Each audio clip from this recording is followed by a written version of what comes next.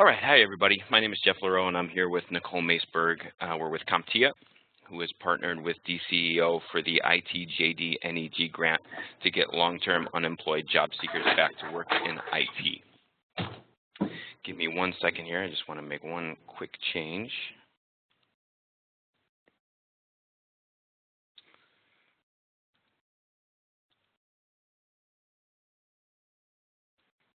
Okay. As with all of our webinars up until this point, we have the chat window open for you guys if you have any questions. We're also going to be posting a recording of this webinar on Illinois WorkNet after it's done. The link is www.illinoisworknet.com/job-driven-neg. It's also on the PowerPoint slide that you should see here. It usually takes a few days to get the recording of the webinar up there, so if anybody's dying to listen to this again, you'll have to wait a couple of days for that. We also post a lot of helpful hits on the IT JD-NEG grant page on that site, so check out that site if you want to see anything related to JD-NEG. We have all of our past webinars up there as well. Now, obviously, a key component to JD-NEG is work-based learning. Right? It's critical to the success of the grant, but it's also the most difficult aspect of the grant for a lot of workforce participants. And just so we're on the same page here, for the purposes of this webinar, I'm going to use the phrase work-based learning sort of as an umbrella term that encapsulates work experience, internships, on-the-job training, anything else like that. So when I say work-based learning, that covers everything. Believe me, I'd rather call it just an internship because work-based learning is definitely a mouthful, so you'll probably hear me trip up over that phrase a couple of times, so buckle up for that. The biggest point I want you guys to take away from this webinar is that there are probably other ways to approach work-based learning opportunities for your job seekers if you're having a difficult time with it. I think it's easier to tackle these difficult aspects of workforce development when we know what other workforce locations are doing. Right? DCEO has been a really big champion of this idea as well. A small level of communication on our part makes it much easier for the job seekers to get back to work. Here's our agenda for the webinar. This webinar is kind of heavy on PowerPoint, unlike the last one that we did. So if PowerPoint isn't your favorite thing in the world, you're not going to have fun. But there's a lot of good information here, so we're going to go through it and just bear with us if you're not a PowerPoint fan.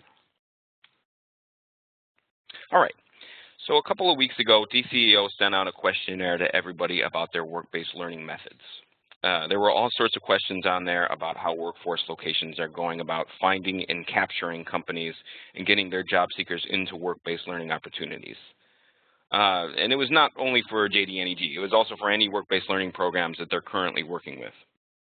First of all, I want to thank everyone, all the locations that sent us back their information. That was incredibly helpful for us to be able to figure out where you guys are struggling with this whole work-based learning thing. It helps us help you, basically.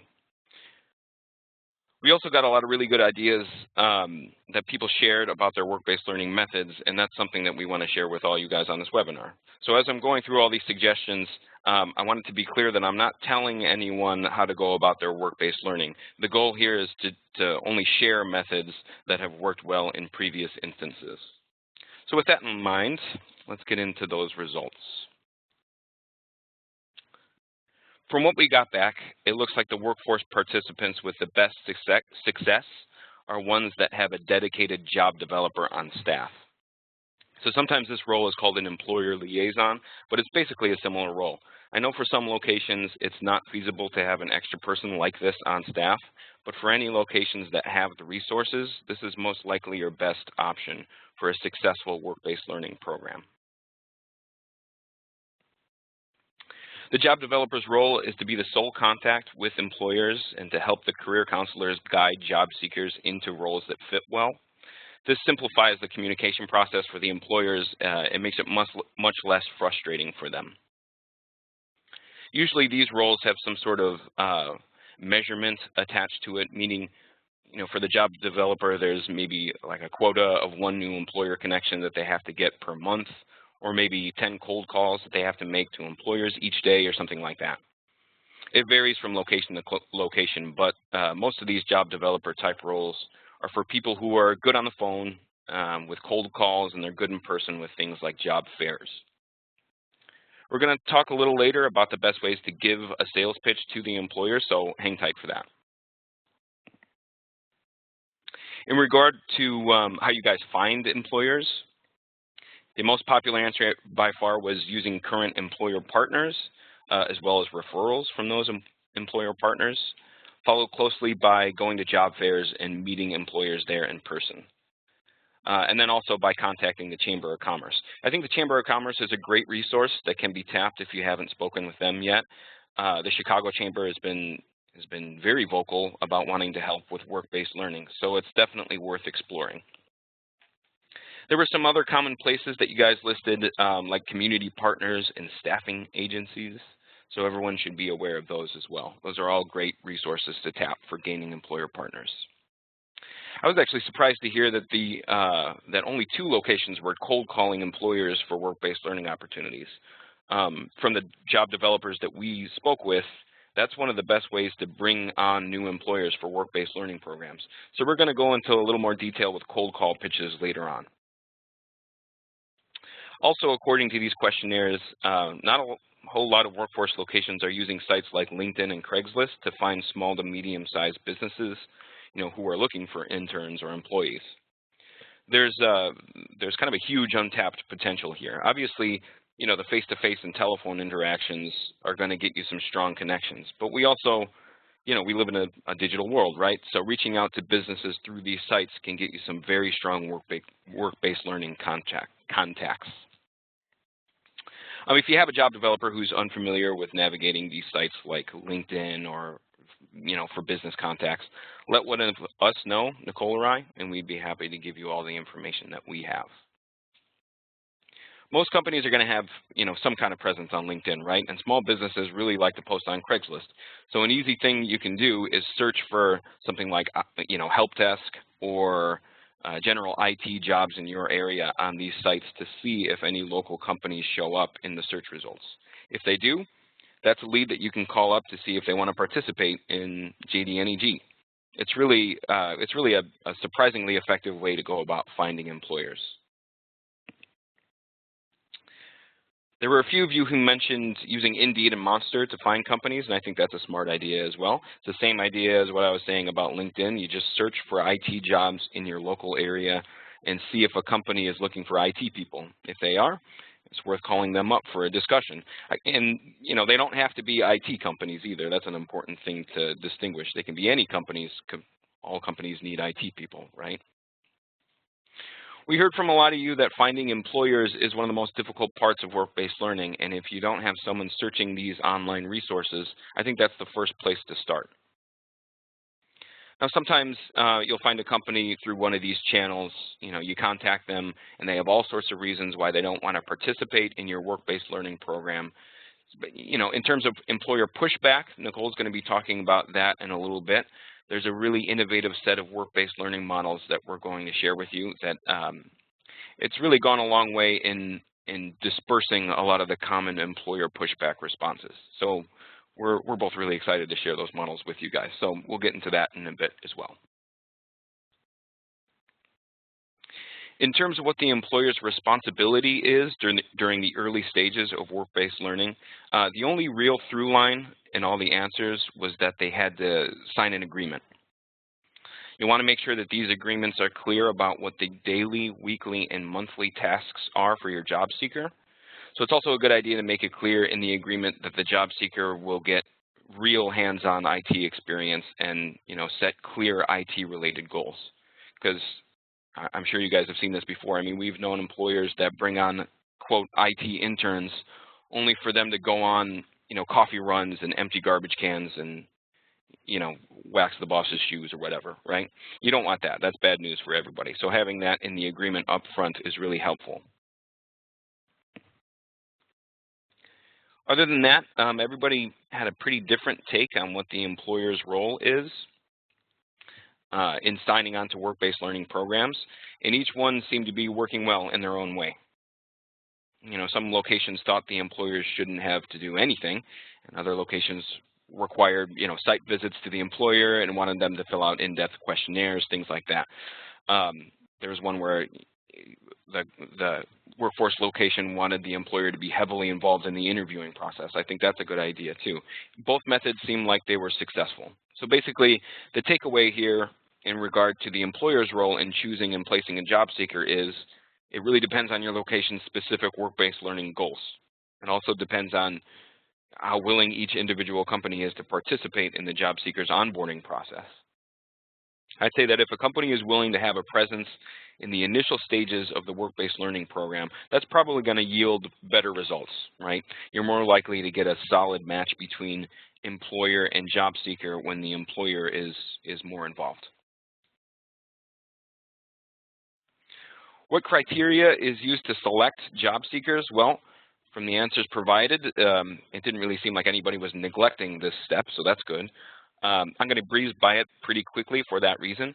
The three main methods were work experience only, soft skills only, or some sort of combination of the two.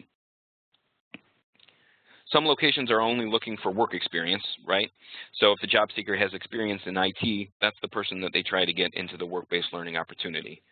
And this is normally determined through resume selection and maybe, like a quick phone call or a phone screening or something like that to make sure that the job seeker isn't, bonkers or something. Other locations are trying to get people into IT internships who don't have any IT experience, and those locations had a variety of ways to screen their job seekers. Some had actual classes for soft skills training, and that was a requirement for the job seekers. And others had, one-on-one meetings with career advisors to determine which job seekers were top tier. Almost all the questionnaires we got back had some kind of screening related to the training that the job seekers are in. The students that did best in their training were chosen as possible work-based learning candidates. Or, maybe the teachers noticed a job seeker with exceptional soft skills or something like that. I know from internship programs that I've been involved with in the past, work-based learning is much more likely to go south based on soft skills rather than work experience. So make sure that you're either screening or teaching soft skills to the job seekers, because that's what's most likely going to become a problem. And lastly, we have the combination of the two, which really focuses on the transferable skills from the resume and how they match up with both the soft skills and the people skills that the job seeker has. These three methods were pretty evenly used across the board from the questionnaires we got back, so they all have merits to them. However you decide to select your job seekers, this is clearly an important step. So you got to choose what works best for your workforce location. I'm going to throw it over to Nicole here. She's going to talk about some of our work-based learning models that we have. Give me 1 second to throw it over there.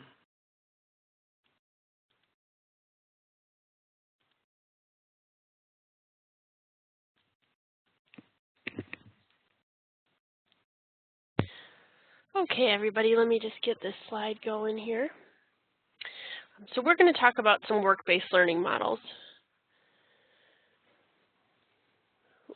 We know that employers are looking to hire someone with real work experience, and the best way for a workforce center to provide that experience is to look to an internship or work-based learning scenario which requires an employer to have the willingness and ability to take on an additional employee to their company.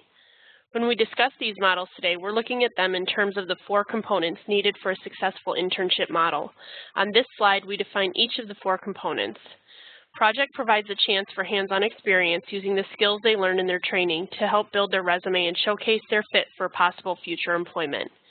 Place provides a stable work environment where they can also practice and enhance their soft skills. Personnel will oversee the project and provide leadership and mentoring, as well as reporting on outcomes. Payment will compensate the worker for their time and effort they contribute to the project and the company. As we seek out these opportunities, many of us are anticipating the employer would provide a project for our customers to work on, a place for them to work, personnel to train and oversee the worker, and in many cases, a budget to pay them. We know that workforce funding, can sometimes cover the intern's salary. However, the number one thing we heard from the questionnaire that Jeff just talked about was that workforce development centers are facing a pushback from employers when presenting a traditional model of providing work-based learning, mostly because they don't have one or more of the components in order to start and maintain a work-based learning opportunity within their company.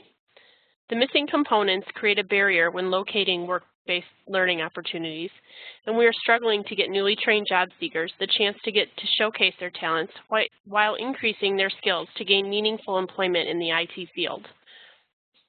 So how do we change employer responses when we approach them about work-based learning and get them to take the time to consider working with our programs? How about a new collaborative way of presenting an internship or work-based learning opportunity to an employer?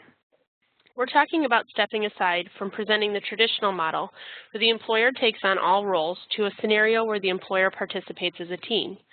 The team environment is a great opportunity that provides meaningful skills to a job seeker, an opportunity to take a test drive of a new employee, all while gaining a presence in the community for helping build the workforce.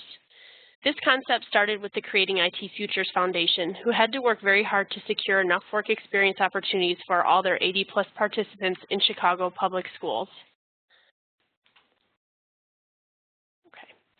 While securing the internships needed for this grant, they found that they were continually thinking outside the box to fill in the missing pieces and make it easy for employers to participate. In some instances, multiple organizations partnerships were being formed to assist in providing all necessary components and spreading out the responsibility. They realized that a new way of thinking about internships was developing, and the 4 Ps of internships model was created using strategies similar to the 5 Ps of marketing.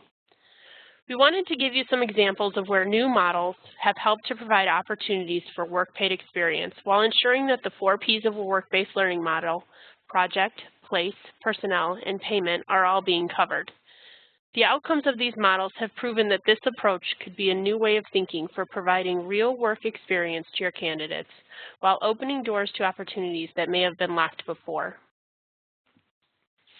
As I mentioned before, there's usually at least one, if not multiple, components that a company is unable to contribute in a traditional model, which tends to scare the company away.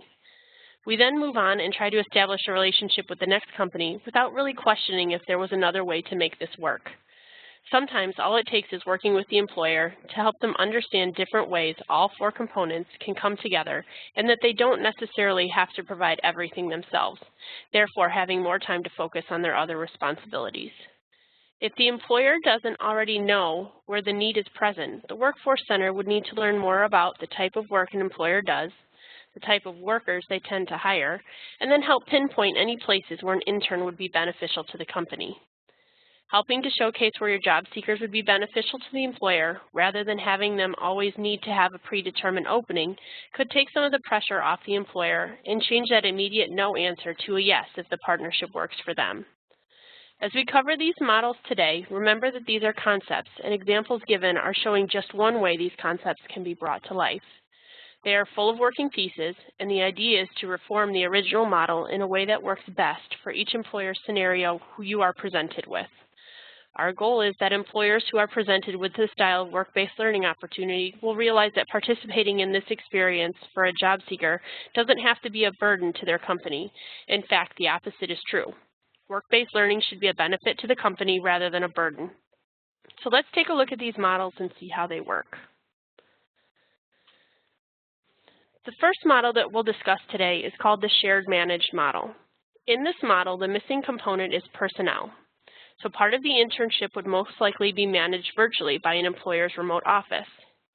The employer will provide a project, which can be handled on-site or virtually. They will provide the location for the candidate to work at each day and provide payment for the candidate's work hours.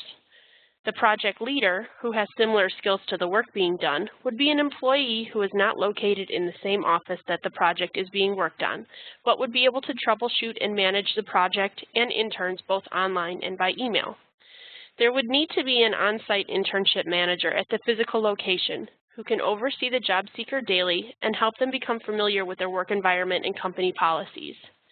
A great example of how this can work is from a current IBM internship for Chicago public school students.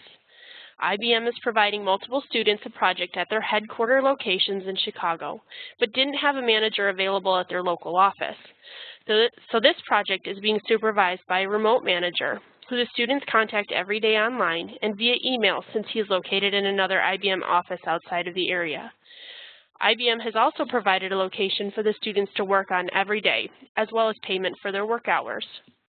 This model has turned out exceptionally well in the fact that 2 of the students were chosen to work in the server room for IBM, which is giving them extremely skilled work experience and a great boost to their resume as they start to seek additional positions, though it looks like IBM is wanting to keep them on. This experience may not have been offered if IBM had not been made aware that a virtual project manager was an option to close up the missing personnel component of the 4Ps model. Another model that's been working well is the partner model. In this scenario, the employer has the funding to pay for an intern, but is lacking 1 or more of the other 3 components. They may not have a project or a space to take on an extra body in their office, or may not have staff to oversee the worker.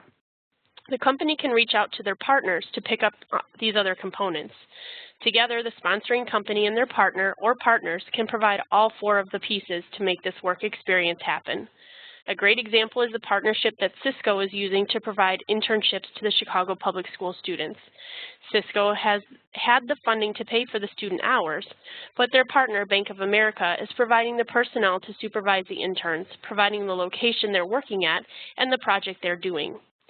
The project they're working on is very exciting because Bank of America will be training the interns on how to use new telecom equipment they purchased, and then the interns will be training the remaining Bank of America employees on how to use the new equipment. Since tech training is such a big job area in the IT industry, this experience will provide great skills for the students' future employment and may help guide their college pathway if they enjoy the experience they gained. If Cisco was approached and asked to provide all components of this model, the answer would have been no, since they didn't have all 4 components covered. After discussing what was missing and given options, they realized that they could use their partner to provide the missing pieces and still get recognition for their contribution to the internship project for these students. The third model we're going to share today is the consultant model, which is great for smaller companies who may not have enough room or large enough project to meet the needs of the internship agreement. Multiple smaller companies can aggregate their work together to create a meaningful experience for the job seeker to enhance their skills, and the employers can mentor throughout the project to ensure it meets their needs. In this scenario, multiple groups can come together to provide all components under one organization that takes the lead role, like a chamber of commerce. If the employees don't have enough space to house the job seeker, another employer or outside organization can provide their space. Same goes for personnel to supervise that job seeker, which could be an employee from one of the companies involved or someone from the location that they are doing the work at who has similar skills related to the projects they will be working on. The payment can be made by the employers or contributors from grants or other community organizations. This is where WIOA funds may come into the scenario if it meets work-based learning requirements. An example of how this model is working is from a current Microsoft internship program with CPS students at Lakeview High School. But Microsoft didn't have a location to house the students while they were working, or a project big enough to meet the length of their internship. This internship worked because the Chicago Workforce Funders Alliance provided a project for website redevelopment.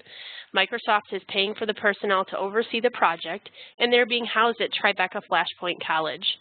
The students are consultants to the Chicago Workforce Funders Alliance, who are also covering their hourly pay.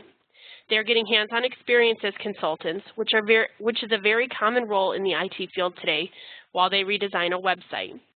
While working on this project, they learned that they needed to think like the person who would be using the site to ensure they are making it easy for them to use all functions of their site. In this example, multiple organizations came together to provide these students with this opportunity. I'm guessing that at this point, some are asking how this translates into the JD-NEG adult program, since all of these examples are showcasing the success of youth interns. But for those who have tried to place a youth intern into a corporate setting, you know this is a very hard task to accomplish. With age requirements for being on the work site, transportation limitations, and the underlying fear of an employer for bringing on a completely inexperienced worker, it's very hard to get employers to agree to participate with the youth internship program. The reason that 80+ students have been successfully placed into the internship program is strongly because of the internship in a box model that was delivered by the Creating IT Futures team members. This model used the above-mentioned concepts and also provided step-by-step guidance as they traveled through participant outreach, employer outreach and partnership development, setting funding structures, collection of job descriptions, participant screening and matching, onboarding, documenting time and payroll preparation, and obtaining data to measure metrics of the project. This has all been done while staying in constant contact with stakeholders to ensure all needs are being met on all sides of the partnerships. These concepts can easily be transitioned into an adult workforce program, and we would like to help make that happen because we feel strongly that this could be the push to meet the work-based learning requirements of your program and fill many of those close to 53,000 IT job openings in Illinois with qualified candidates. So where do you start? Jeff is going to talk about the job developer role. In speaking with each location, we have found that the job developer or similar role plays an integral part of this model. They are the first contact with employers and are usually the ones that discuss these concepts and determine what would fit their needs. Their position allows them to pitch the idea of prepaid labor through grant participation, and Jeff will explain some of the tips and techniques we've been given to help enhance your chances of employer participation with work-based learning. So if you give me just a second, I'm going to switch back over to Jeff.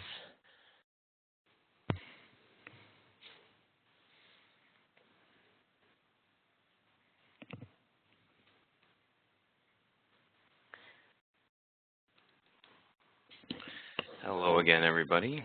Let me get my PowerPoint up here, and then we'll be ready to go again. And there we go. All right, so I mentioned before that having a job developer or employer liaison is critical in a successful work-based learning program. Nicole also just mentioned it just now. What I'd like to talk about now is some tips and tricks that we've gathered from speaking directly with some of the job developers and employer liaisons in work-based learning programs. What I'm hoping is that these methods and techniques will help any job developers on the webinar in securing employer contacts, right? Or at the very least, help any workforce locations that maybe don't have a job developer and need, a bit of a crash course in talking to employers. The three things we talked to the job developers about were how to find employers, best practices for contacting employers, and what to say to employers in your pitch. So first, I want to talk about how to even find employers. And I mentioned some of these methods earlier when I was going through the results from the questionnaire, right? So things like contacting the Chamber of Commerce and using your existing employer partners were popular answers there. And I would go through all of those options first. But I want to dive a bit deeper and throw out just a bunch of ideas to you guys. And look, every workforce location is different, right? So obviously there isn't a one-size-fits-all solution for finding employer partners. But I'll throw out a bunch of ideas, and if one resonates with your location, then that's awesome. The best piece of advice that we heard from one of the job developers we talked to was, quote, always be on the hunt. So, if you see a new company opening up in your neck of the woods, or if there's something in your local paper or online or something like that, reach out to that company, even before they open. If a company that you work with, they don't have any positions open or available, is there a partner of theirs that they can refer you to, right? Job developers should always have their eyes open for new employer partners, and that's because in workforce development, employer partners are kind of like a currency, right? They're a hot commodity, as they say. Keep an eye out for companies in your area on job search sites like Monster, Indeed, Career Builder, Craigslist, LinkedIn, and also in the Burning Glass set of tools. I know I've said this a million times on these webinars, but please contact us about Burning Glass if you're unsure about how to use it for these purposes. Using these websites is one of the easiest ways to find companies in your area to reach out to. And, it's something that not a lot of the locations are doing based on the feedback that we got. When we were talking to an employer liaison, they said stalking companies on LinkedIn is one of the best resources. On LinkedIn, you can easily see what the company is all about if they have an active presence on that site, and you can bring that knowledge to the cold call that you make. As another person said, if an IT company doesn't have a LinkedIn presence, then forget about it. That's how big LinkedIn is to the job developers. One major benefit here is that you'll easily be able to find companies who are looking for employees. I know that sounds a bit obvious, but one of the most common pushbacks from employers about these work-based learning programs is that they're not looking for anybody at the time. So if you're finding employers on these, job search websites, you already know that they're in the market for new employees. In terms of what types of companies to look for in IT work-based learning opportunities, we've heard a lot of success stories with small to medium-sized managed services companies. Those seem to be the most, receptive to the idea of working with workforce locations and their IT job seekers. And the good thing is there are tons of these smaller managed services companies around, and they can easily be found on any of the websites that I mentioned before. Also, don't forget about IT services in other industries too. So when talking about IT work-based learning, it's easy to forget that every industry and every company needs IT. It's not just IT companies that we're targeting here. So hospitality, medical services, transportation, something like entertainment industries, anything that you can think of needs IT to operate. All right, after you found companies to contact, how often should you try and contact them? So to answer this question, one job developer's answer kind of made me laugh. He said, I contact employers until I get a cease and desist order, right? Obviously, we don't want you to take it that far. We don't want anybody to get a cease and desist order from any employers, but the person who said that was obviously joking around, but he brought up a really great point, which is that one contact attempt is almost never enough. This is why it's smart to have some sort of call and email structure in place for a job developer. We talked about quotas before, and this kind of goes in line with that. A good baseline rule for trying to contact an employer is to email and call in the same day, and then set an Outlook reminder to call again in, say, 3 days or maybe a week or something like that. And just keep doing it on that schedule, whether it's once a week or whatever, until you get someone on the line. Go on their LinkedIn page and try and connect with someone there too. And don't just, don't use that default language in the connection dialog box on LinkedIn, right? If anybody's seen that stuff, it's really bland and it's really boring, right? So it's really easy to ignore. You want to say something specific about being able to help them in that message that you send them on LinkedIn. There's also a difference in contacting small companies versus bigger ones. In medium or big-sized companies, you'll want to seek out, HR managers, the typical people. But in smaller companies, you get more success just going right to the top. So try to find the president or the CEO of a smaller company on LinkedIn and send him or her a message directly. If you can, call them up, even better. They're usually the only person who holds the power to sign on for a work-based learning program. So if you don't want to waste the time of talking to someone underneath them who doesn't have the authority to actually bring anyone on or do anything, right? Just go right to the top dog in that situation. After finding an employer who needs employees, you'll need to figure out what to actually say to the employers, right? Which is probably the hardest part. You don't want to go through all that hard work of getting them on the phone only to, biff the conversation and have them hang up on you, right? Firstly, using the 4 Ps model that Nicole just went through is a great discussion point. I think that's a terrific thing to talk to them about, especially if they have any sort of pushback and if they can't fill one of those 4 pillars that she mentioned. We have a lot of really great success stories with that so far, so we know that that works pretty well. Beyond that, I'm going to continue using examples from the people that we talk to. So one of them said he spends a lot of time on those early phone calls just trying to convince the person on the other end of the call that he's not actually a recruiter, right? This is definitely the biggest hurdle because recruiters spend their day kind of incessantly cold calling companies. So they're working against you in this race. Companies are so used to ignoring calls from recruiters that they'll mistakenly lump workforce locations together with the recruiters and just kind of ignore everyone, right? Getting this message across is it's one of the hardest things that job developers we spoke to are up against. Sometimes even just saying I am not a recruiter early on in the phone call can make all the difference in the world. Sometimes even that doesn't work. It might take the job developer a few weeks of trying to speak with someone at a company for them to realize you're not a recruiter. That's what one of the other job developers we spoke to said. He said he's calling people for weeks before they even understand that he's not just a typical recruiter. Another thing is the word free is kind of a weird, icky buzzword to companies for some reason. They hear the word free and they think, they either think it's poor quality or they think, well, what's the catch? It's a tough balance in workforce development because saying something is free will make people put their guard up, kind of like you're just an infomercial or something like that. Like, I don't know, you're trying to sell them a sham wow or something. But you also need to make it clear that the company doesn't have to pay for anything for these work-based learning services. So, well, where's the right balance between the two?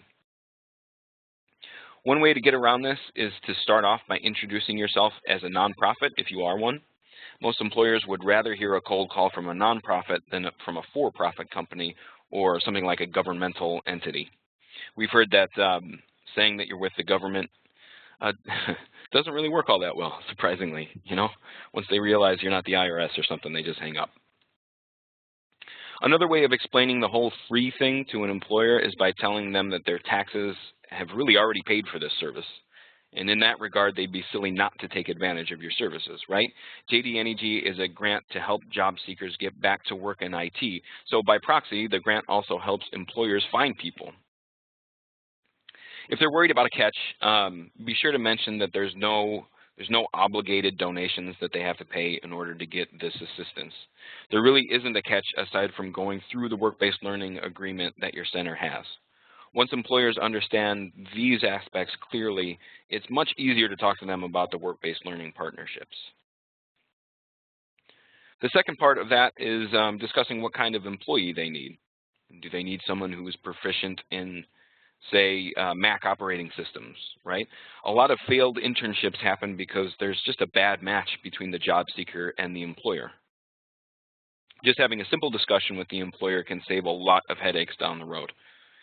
Most employers are more than happy to go into detail about what skills they're looking for. So it shouldn't be too difficult to get them out of that, or to get that out of them once they've decided to participate in a work-based learning program.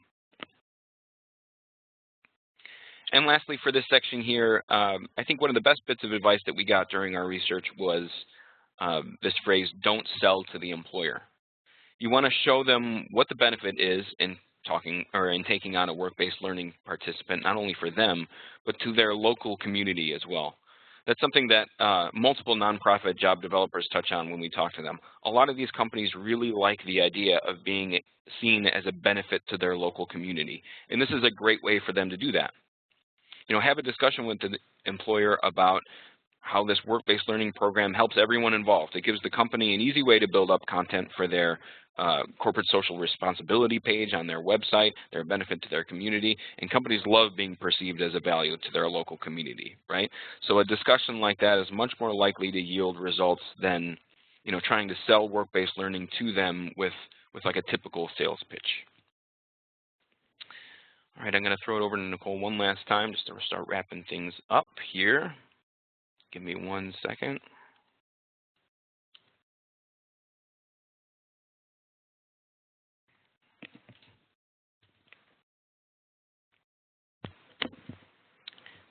Okay. So what is the next step? Make sure you have a clear understanding of how your center currently handles work-based learning, including what members of your team play a role in obtaining these opportunities and placing your job seekers into them. Ensure that all of your procedures are efficient and necessary, and try to locate any gaps you may currently have to shore up your process. If you have any additional questions about issues in your process, please let Jeff or myself know. We can offer some additional resources from our internship in a box model once they've been approved by the proper state channels. That well-developed team can then move on into incorporating some of the things you may have learned today when reaching out to companies and inquiring about partnerships. Start by reconnecting to those you've already worked with and see if they have any gaps that you might be able to fill using these new models. As we talked about earlier in the slides, these models are all concepts that can be manipulated based on the needs of your employers. So explore those non-traditional partnerships and see what new opportunities might develop. Also reach out to employers you've not yet talked to by using Craigslist, LinkedIn, and even the local paper as Jeff mentioned. Remember to use some of the techniques the job developers that we spoke with shared in today's presentation. Use the word free carefully and stress the benefits of strengthening their corporate social responsibility. As always, persistence pays off, so try using your Outlook calendar to help remind you of when you last connected to an employer and when you should try them again until you're able to talk to someone. We're going to take this time to discuss any questions that had been asked in the chat box. I don't think there's any. Did you check? So if you do have any questions or if anything is popping up into your head, please write it down in the chat box. We all learn from sharing. That's what today is about. So we want to be sure that any questions that anybody has, please post them there. We'll try to address them as we wrap things up here. If we don't address them on the webinar today, we'll be sure to get in contact with you directly and post that information on the website as well. Jeff and I are going to continue to research this topic and add additional resources as they become available to the Illinois WorkNet website. We're scheduling additional face-to-face visits to your centers where we can discuss the JD&EG program, burning glass tools, and these work-based learning models. We've had the opportunity to do presentations to IT job seekers directly to get them enrolled with Burning Glass, and we'd be more than happy to continue those presentations at any additional workforce locations. Let us know if you're interested and we can get that scheduled. We want to say thank you to those who've already been using the Burning Glass tools. We hope to continue to increase usage and really rely on your feedback for positive and negatives of Burning Glass. We have another webinar covering IT interviewing skills that will be coming up. It's scheduled for September 2nd at 10 a.m. We also plan to present a webinar where we'll be offering employer outreach marketing materials, but that presentation is estimated at this time. We'll update with a time and date as it gets closer. We want to thank you guys for joining us today. We are going to continue to stay on the webinar and answer questions in the chat box, or you may contact us directly using this information. We look forward to your continued partnership, and thanks again for joining us.